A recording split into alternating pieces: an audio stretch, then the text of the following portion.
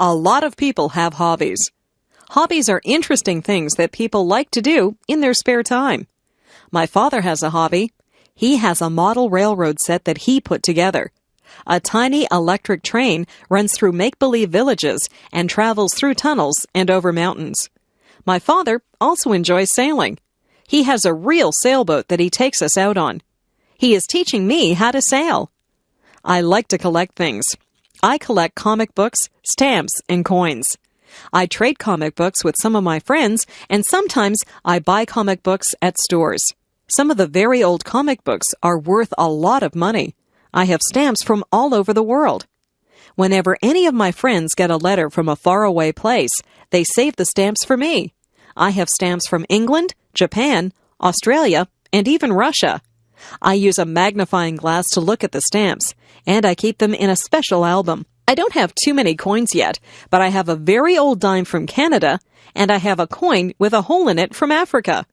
My mother used to collect dolls when she was a little girl. The dolls wore costumes from different countries.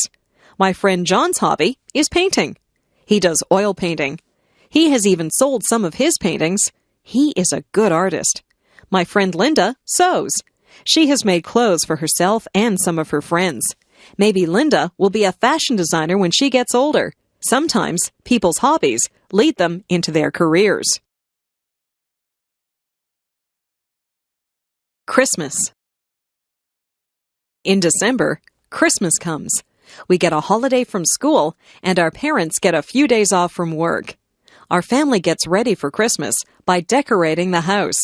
We decorate inside and out. On the outside of the house, we put up lights that twinkle and glow. We have a wooden Santa Claus and a reindeer set that my father puts up on the roof. Inside, we put up a Christmas tree. Some years, we have a real tree. Real pine trees smell nice, but you have to be careful that they don't dry out and start a fire. This year, we have an artificial tree. We hang tinsel and ornaments on the tree. We also hang strands of light on the tree and put a star at the top. Everyone thinks that the tree is beautiful when we turn on the lights. We place gifts under the tree. There is a gift for me under the tree. It is wrapped in red paper, and it has a big green bow on it. Red and green are the Christmas colors. On Christmas Eve, my brother and sister and I will hang our stockings near the fireplace. Santa Claus comes down the chimney and fills our stockings full of toys and goodies. On Christmas morning, it is exciting to see what Santa has left for you. My mother will make a big turkey dinner for us on Christmas Day. We have lots of vegetables and good-tasting foods to go with the turkey. We will have dessert, too. Some of my family like Christmas pudding, but I will just have ice cream. Last year, some carolers came to the door. It was snowing outside. They stood in the snow and sang Christmas carols to us. My father gave them some money, and my mother gave them some hot chocolate to warm them up. They had lovely voices, and they sang some of my favorite carols. We also collect food, gifts, and money for some of the people in town who cannot afford to have Christmas. My family is collecting things for a poor family who live near here. We had fun deciding which toys to buy for the children in that family. It was a good feeling to share with people who do not have as much as you do. My parents have always taught us that Christmas is a time for giving, not receiving. I think they're right. The garden. The garden is very interesting. I sometimes go outside and I watch all the things that go on in the garden. It smells wonderful in the flower garden. There are red, white, pink, and yellow roses that have a sweet smell. I watch the bees as they take pollen from the roses. There are tiny bugs that live on the rose bushes. My mother tries to get rid of the little bugs, but it is difficult to get rid of them. She is glad to see the red ladybugs, who eat the little bugs. The birds like the sunflowers. They like to eat sunflower seeds. There is a bird bath in the garden. The blackbirds and swallows go in there to take a drink or have a bath. I sometimes see a robin or a blue jay in there too. In the dirt, there are little holes where the ants go in and out. The ants are hard workers. I watch them as they work together as a team to bring food to their nests. There are snails in the garden, too. They carry their homes on their backs. They move slowly and leave a silvery trail as they go. They eat the leaves from my mother's plants. My mother also has vegetables growing in her garden. She grows green peas. We like to pick those and eat the peas raw, right out of their pods. She grows lettuce and tomatoes, too. We have so many tomatoes that we always give some to our neighbors. My mother sends us outside to pick lettuce and tomatoes whenever we have a salad. My favorite vegetables are carrots. Their tops grow above the earth, but the carrots are below the dirt. When you pick them, you have to pull the carrots out from under the soil. Weeds also grow in the garden. After a good rainfall, it seems that the weeds just spring up. I pull the weeds out by their roots so they won't grow back.